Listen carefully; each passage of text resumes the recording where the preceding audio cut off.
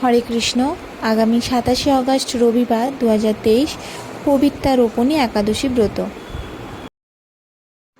পবিত্রারোপিণী একাদশী ব্রত পবিত্রারোপিণী একাদশী ব্রত মাহাত্ম্যটি হচ্ছে, একদিন মহারাজ যুধিষ্ঠির ভগবান শ্রীকৃষ্ণকে জিজ্ঞাসা করলেন, হে প্রভু, শ্রাবণ মাসে শুক্লপক্ষের একাদশীর নাম কি, তা কৃপা করে আমাকে বলুন। শ্রীকৃষ্ণ বললেন, হে মহারাজ, এখন আমি সেই পবিত্র ব্রত মাহাত্ম্য বর্ণনা করছি। মনোযোগ দিয়ে তা শ্রবণ করুন, যা শোনা মাত্রেই বাজপেয় যজ্ঞের ফল লাভ হয়। প্রাচীনকালে দ্রাপর যুগের শুরুতে মহিজিৎ নামে এক বিখ্যাত রাজা ছিলেন। তিনি মাহিষ্মতি নগরে রাজত্ব করতেন। কিন্তু দুঃখের বিষয় এই যে তার মনে বিন্দুমাত্র সুখ শান্তি ছিল না। কেননা তিনি ছিলেন অপুত্রক। পুত্রহীনের ইহলোক পরলোক কোথাও সুখ হয় না। এইরূপ চিন্তা করতে করতে বহুদিন কেটে গেল। কিন্তু তবুও পুত্রমুখ দর্শনে রাজা বঞ্চিতই রইলেন। নিজেকে অত্যন্ত দুর্ভাগা মনে করে রাজা চিন্তাগ্রস্ত হলেন। প্রজাদের সামনে গিয়ে বলতে লাগলেন, হে প্রজাবৃন্দ, তোমরা শোনো, আমি এই জন্মে তো কোনো পাপ কাজ করিনি, অন্যায়ভাবে আমার রাজকোষ বৃদ্ধি করিনি, ব্রাহ্মণ বা দেবতাদের সম্পদ কখনো গ্রহণ করিনি, উপরন্তু প্রজাদেরকে পুত্রের মতন পালন করেছি, ধর্ম অনুযায়ী পৃথিবী শাসন করেছি, দুষ্টদের যথানুরূপ দণ্ড দিয়েছি, সজ্জন ব্যক্তিদের যথাযোগ্য সম্মান করতেও কখনো অবহেলা করিনি। তাই হে ব্রাহ্মণগণ, এই প্রকার ধর্মপথ অবলম্বন করা সত্ত্বেও কেন আমার কোনো পুত্র লাভ হলো না, তা আপনারা কৃপা করে অনুসন্ধান করুন। রাজার এই প্রকার কাতর উক্তি শ্রবণে ব্যথিত রাজভক্ত পুরোহিত ব্রাহ্মণগণ রাজার মঙ্গলের জন্য গভীর বনে টিকালজ্ঞ মুনি ঋষির কাছে যেতে মনস্থ করলেন।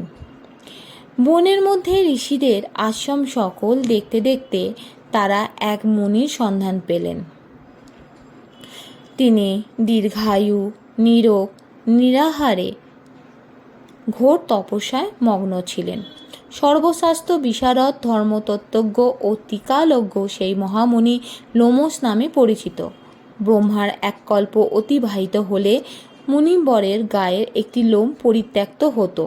এই কারণে এই মহামুনির নাম লোমশ। তাকে দেখে সকলেই ধন্য হলেন। তারা পরস্পর বলতে লাগলেন যে, আমাদের বহু জন্মের সৌভাগ্যের ফল আজ আমরা এই মুনিবরের সাক্ষাৎ লাভ করলাম। তারপর ঋষিবর তাদের সম্বোধন করে বললেন, কি কারণে আপনারা এখানে এসেছেন এবং কেনই বা আমার এত প্রশংসা করছেন, তা স্পষ্ট করে বলুন। আপনাদের যাতে মঙ্গল হয় আমি নিশ্চয়ই তার চেষ্টা করব। ব্রাহ্মণেরা বললেন, হে ঋষিবর, আমরা যে উদ্দেশ্যে এখানে এসেছি আপনি তা কৃপা করে শুনুন। এই পৃথিবীতে আপনার মতো শ্রেষ্ঠ ব্যক্তি আর কোথাও নেই। মহিজিৎ নামে এক রাজা নিঃসন্তান হওয়ায় অতি দুঃখের দিন যাপন করছে। আমরা তার প্রজা। তিনি আমাদেরকে পুত্রের মতো পালন করেন, কিন্তু তিনি পুত্রহীন বলে আমরাও সবাই মর্মাহত। তার দুঃখ দূর করতে আমরা এই বনে প্রবেশ করেছি। হে ব্রাহ্মণ শ্রেষ্ঠ, রাজা যাতে পুত্রের মুখ দর্শন করতে পারেন, কৃপা করে তার কোনো উপায় আমাদের বলুন। তাদের কথা শুনে মুনিবর ধ্যানমগ্ন হলেন। কিছু সময় পরে রাজার পূর্বজন্ম বৃত্তান্ত বলতে লাগলেন। এই রাজা পূর্বজন্মে এক দরিদ্র বৈশ্য ছিলেন। একবার তিনি একটি অন্যায় কার্য করে ফেলেন। ব্যবসার করবার জন্য তিনি এক গ্রাম থেকে অন্য গ্রামে যাতায়াত করতেন।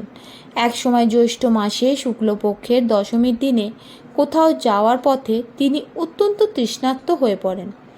গ্রাম প্রান্তে একটি জলাশয় তিনি দেখতে পান। সেখানে জলপানের জন্য যান। একটি গাভী ও তার বাছুর সেখানে জলপান করছিল। তাদেরকে তাড়িয়ে দিয়ে তিনি নিজেই জলপান করতে লাগলেন। এই পাপকর্মের ফলে তিনি পুত্র সুখে বঞ্চিত হয়েছেন, কিন্তু পূর্বজন্মের কোনো পুণ্যের ফলে তিনি এরকম নিষ্কণ্ঠক রাজ্য লাভ করেছেন।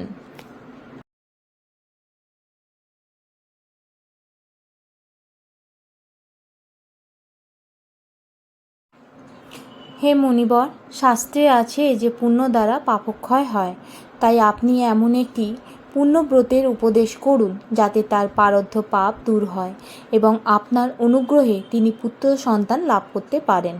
লোমশ মুনি বললেন, শ্রাবণ মাসে শুক্লপক্ষের পবিত্রা রোপিণী একাদশী ব্রত অভীষ্ট ফল প্রদান করে। আপনারা যথাবিধি তা সকলে পালন করুন। লোমশ মুনির উপদেশ শুনে আনন্দ চিত্রে গৃহে প্রত্যাবর্তন করে তারা রাজাকে সে সকল কথা জানালেন।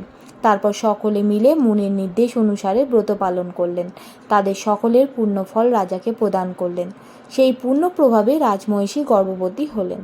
উপযুক্ত সময়ে বলিষ্ঠ সর্বাঙ্গ সুন্দর এক পুত্র সন্তানের জন্মদান করলেন। ভবিষ্যত্তর পুরাণে এই মাহাত্ম্য বর্ণিত হয়েছে। এই ব্রত মাহাত্ম্য যিনি পাঠ বা শ্রবণ করবেন তিনি সমস্ত পাপ থেকে মুক্ত হবেন এবং পুত্র সুখ ভোগ করে অবশেষে দিব্যধাম প্রাপ্ত হবেন। হরে কৃষ্ণ। সবাইকে ধন্যবাদ।